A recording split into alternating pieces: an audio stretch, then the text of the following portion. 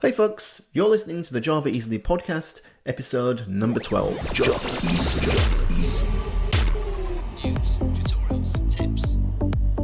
Everything you need to know as a beginner Java developer. Hi there, welcome back to the Java Easily podcast. In this episode, we're going to look at how a Java developer evolves from being a complete beginner who's looking to be given a shot and be hired to be a seasoned professional who can virtually command his own salary. Now, just before we get started, if it turns out that you're completely new to Java and you haven't yet grabbed your Java Beginner Starter Kit, just go over to our website at javaeasily.com and go grab it there. It's a super helpful guide to help you get up and running with Java, completely free, and it'll help you get set up with Java coding today. Anyway, now into the content of the episode. So, one of the things I'm often asked is, how do you go from being a complete Java beginner who knows nothing whatsoever about Java? How do you go from that position where everything's new to you, maybe things seem a little bit overwhelming, you're in a new job, you're trying to get started, you're trying to get traction, understanding how all this Java technology stuff works together, how do you go from that beginner person to ultimately become a seasoned professional, seasoned software engineer with tons of experience under your belt and having this seemingly almost innate ability to be able to just code your way effortlessly through the Java projects that come your way as a developer? So I think really to look at this, we have kind of 3, maybe 4 different levels, if you like, which we need to go through as a software engineer to be able to get to that final outcome where you're that seasoned professional and effectively you know what you're doing. It's nice when you're there, of course, because you don't have to take any guidance, you've got a feeling of autonomy, being able to control what you do and how you do it, and it's just a great feeling being there. But how do you actually get there? Okay, so let's take a look at these levels then. So for me, on the first level, the first thing you ever do when you get started as a Java developer is you're kind of on this level 1, what I'd call humble beginnings with core Java in an IDE phase. So initially, you're only focused on learning the language. You're just focused on learning Java as a programming language, getting used to the syntax, getting used to coding, how it feels to code, how the interaction of all the different symbols within the syntax and the keywords and everything, how they kind of work together. You're getting your mind around different aspects like variables, control structures, conditionals, looping, having to get your head around objects as well, and polymorphism, inheritance, and encapsulation, and all that kind of stuff. And at this point, you're basically just trying to get all of this kind of stuff, this kind of set of abstract concepts. You're just really trying to get it straight in your head. So that based on this kind of grab bag of things that you're exposed to in the Java programming language, based on this, you can hopefully assemble a program together, little small application.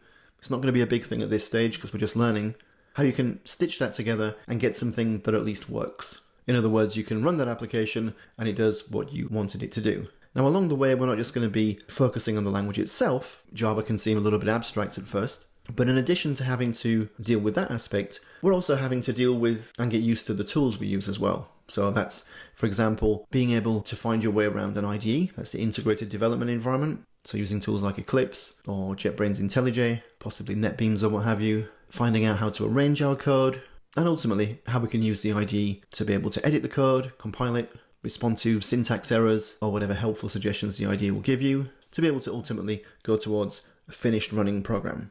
And at that point there, when you've done that, when you've kind of achieved that level where you can be given a small thing to code up and you yourself can code completely from scratch the solution to that thing in an IDE, using the tools, using the programming constructs from the Java language in the way they're supposed to be used, and then you see that finished result, that running program, running there in the IDE, then that's a great first level to be on. Because you started from nothing, you didn't know anything about how Java works, how the tools work, how also the platform works as well, something else which you've got to get your head around on this first level. So the concept, for example, of the JDK, the compiler, bytecode, class files, compilation, command line tools, whatever, and all that kind of stuff.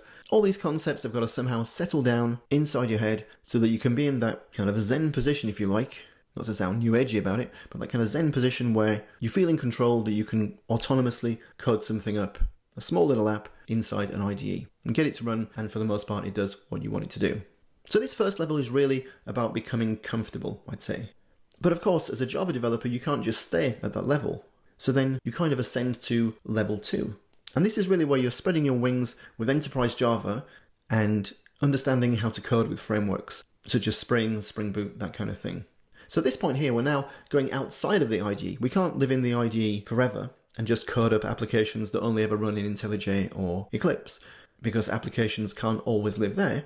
They have to be deployed to a server, for example, running the cloud, on cloud infrastructure such as AWS or Microsoft Azure. Or maybe you turn towards mobile development and then you're in an Android environment and the code then has to be deployed and run on the Android device itself. There are different deployment targets for Java applications to run in, depending upon what you're actually coding and what your project's about. So really this next level is about getting you outside of the IDE and getting you to write code that runs outside of the IDE that can be deployable in whatever environment it needs to be deployed into, and then getting that code to interact with whatever it needs to interact with. Now at this point, when you're on level 2, you probably started as a junior developer, you're actually working at a company, or possibly as well if you're trying to get a head start, you're aspiring to work in a company.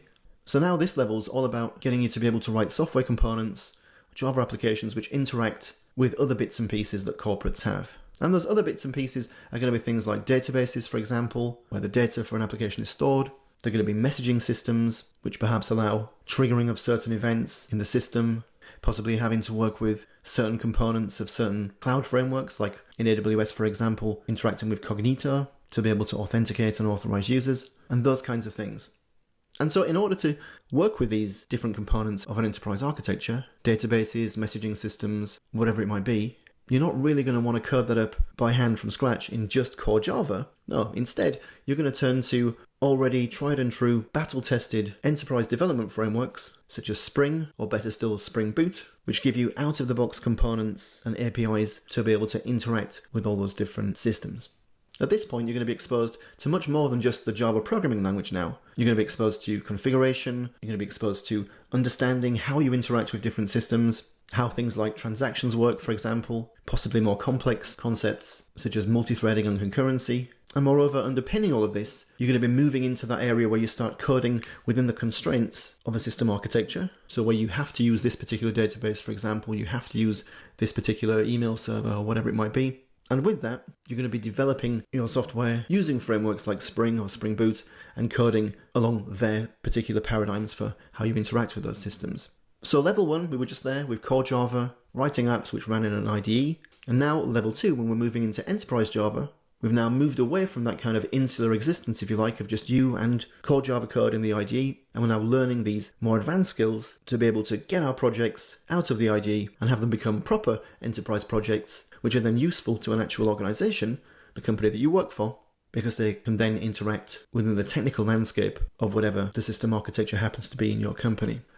And that in itself, moving from level 1 to level 2, that requires quite a mind shift, and it can be a bit scary as well when you first make that leap outside the IDE, outside core Java, and you have to get to grips with all these new concepts, things like dependency injection, auto-wiring, annotations, proxies, that kind of thing. And that of course is just on the Java coding level, but you also have to as well, in addition to that, develop and broaden your understanding of technology in general by getting to know other system architecture components like databases, for example, as we just spoke about.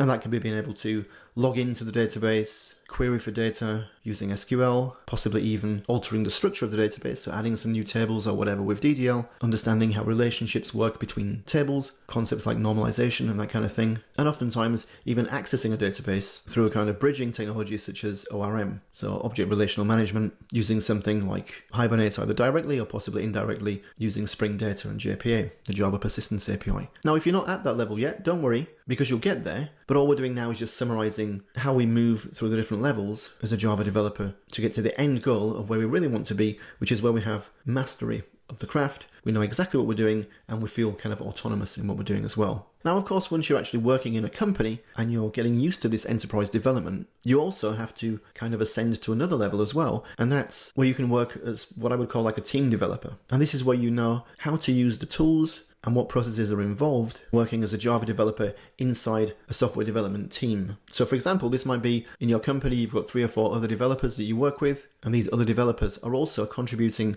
to the same project, to the same code base, and you're all working together collaboratively to evolve this system, to add new features, new functionality. So at this point, we're learning how we can build the software, how we can push changes into version control using a system like into version control using a version control system such as Git, how we can interpret build pipelines that get triggered whenever we commit new code, how we can submit pull requests. These are changes we want to make to the code base, how to get those in, that is approved by our peer software developers, or maybe perhaps by a tech lead, and ultimately even how you then merge those changes in, because it may well be that by the time you've actually submitted the PR, that pull request, the code base has further moved on in the meantime, and then it's not quite the same as it was before you actually did the change, before you actually added those code changes. And so at this point, you'll need expertise of merging and rebasing to be able to get those changes in. In addition, you'll have the meetings that you attend, so stand-ups, retrospectives, sprint demos, planning sessions, all that kind of stuff. And at that point then, you've kind of managed to spread your wings with Enterprise Java and frameworks. You've become a team developer. You can work within a team, and you're now a professional software engineer who's coding away as a Java developer in your day job. So even in this second level, which is almost split between the move from understanding core Java in an IDE to understanding enterprise Java development within a system architecture using frameworks like Spring, and having this other level within it, which is knowing and learning about how to use all of the tools that support the development process and the processes that are involved in being a developer on a team, you can see that even in those first two levels, level 1, core Java, level 2, enterprise developer in a company, there's a lot of stuff there. So if you're at that stage, if you're at level 2, pat yourself on the back, because that is a real achievement. If you actually take stock, we never really tend to take a moment and just look at how far we've come with something. We never really do that. We always take it for granted about how much stuff we know, right? But if you actually take stock and think about all of the different technologies that you've learned about by now as a level 2 developer, all the different things you can do, all the processes you're aware of and all that kind of thing, just take a moment to be, I guess, kind of like self-impressed. Just take a moment to be really impressed by that, because you've done a really, really good job just to be able to get there. And if you're not there yet, if you're not on level 2, don't be phased about it, because you will get there. It's just experience that you need. And you either get experience through cumulative time on the job, exposure to different technologies and different techniques, or through training and taking courses and that kind of thing. But don't worry, you will get there. But this is just to show you what it looks like when you're actually there.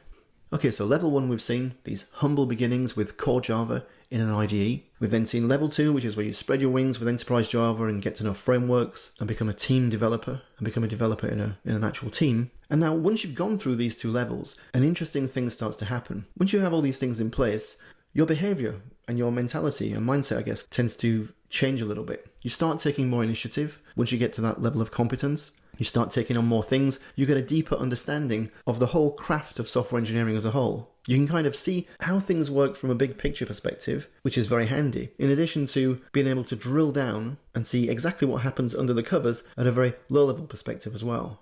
And with this, it means that systems you're working on then become easy, because you become more and more intimately familiar with how that system works. And when I say system now, I mean the actual projects you've been developing or you've been working on. Maybe you've been working on the same system for 18 months or so. At this point, you've really got a good handle on how everything hangs together. And now at this point, you're very valuable, right? So if you are at this level now and you've been working on the same system for like 18 months, it's become easy for you to add features, to fix defects. You can turn things around very, very quickly. You've become kind of the go-to person in the team for issues and advice on how to work with a particular part of the application, or maybe the whole application, if you're doing a really, really stellar job and really, really getting into it. At this point, you're very valuable. So it's good if you can make it known to your boss and possibly even ask for a pay rise, because it's very difficult for an organization to replace that knowledge. Not necessarily that knowledge, but that conscious competence and quick and efficient ability to work with that system, which is what, their products that they've been developing. At this point in the team, you're a massive value add. So if you can make a list of points to your boss as to how valuable you are, or even if you can ideally make them see it so they don't have to be told, you can just make them see it, then naturally you're going to get a pay rise anyway. Now, pay rises can be tricky. We'll cover that in a different episode about how you actually get what you're worth. But maybe for now, just know how valuable you are, okay? Now, money aside, from a more philosophical point of view, what the really cool thing is at this level, this level 3 kind of level, is where you start to see the things you couldn't see before as a junior developer. It's almost like seeing the invisible. And this is where what wasn't even visible to you before as a beginner suddenly becomes crystal clear and very apparent to you as a seasoned Java developer. And at this point, your job becomes very easy. You can almost do it blindfold, as the expression goes, and you've got a real feeling of empowerment and autonomy. So this level 3, I'd almost call it kind of starting to see the invisible, which leads to empowerment and autonomy. Now at this point, when this happens, so you've gone through level 1, core Java, level 2, enterprise Java, level 3, you're sailing away, everything's easy, you can even do things blindfold. The best part of this happens. You get excitement about doing your own thing. You literally feel that you can create anything completely from scratch and not be fazed by it. And with this, of course, you also have a lot of opportunity. So you could decide, for example, do you know what? I want to make my own startup. I want to make my own software as a service company based on a product I'm going to design and code, and you go that way. Or you could be like, do you know what? I'm not going to do that. I'm going to work for a startup, get shares, get equity, go in that direction. Or you might be, no, I'm going to go for a top investment bank, work my way up, become CTO. Or maybe you've got the idea of, you know what, no, Silicon Valley is for me. It's either going to be Facebook, Apple, Amazon, Netflix, whoever it might be. I'm going to go work for one of these colossal big tech giants. At that point, you've got all this opportunity and you've kind of got to the stage where you can pretty much almost write your own ticket. And that's a great place to be and a great feeling to have. But it takes time, devotion to the craft, and persistence. It's not easy, but well worth the effort. And of course, you can do it. It might seem like it's such a mountain to climb. You're never going to be there if you're just getting started with Java, or you're just facing those compilation errors, or you're not quite getting the hang of something at work, or you're just not getting to grips with a framework or with a technology or whatever. But, the entire point of software engineering, from my experience, is that you're always running through brick walls. So frequently, you'll get to a problem and you don't know how to solve the problem, but it's through persistence and applied effort to resolve that issue that allows you to sort of punch through the wall and to keep going, to keep making progress. But if you take a step back and if you imagine that you spend 10, 15, 20, 25 years or whatever, constantly going through those brick walls, mastering the habit of determination to be able to go through those walls, then when you get to level 3, really, from a technology point of view, there's literally nothing you can't do. As long as you work hard, you have self-belief, and you put your mind completely to it. But as I say, it takes time, devotion to the craft, and above all, persistence. Now, of course, you can shortcut your success and get there quicker by taking courses and getting help where you need it, which is what Java Easily is all about, and it's what we're here for you for. So you can check out our courses if you like on courses.javaeasily.com if you want to get there a bit quicker. So that's about it for today. All that remains to say is have a great day, have a think about just how far you've come, or from the flip side, just how far you want to go, and have a great week ahead. I'll see you in the next episode. Bye.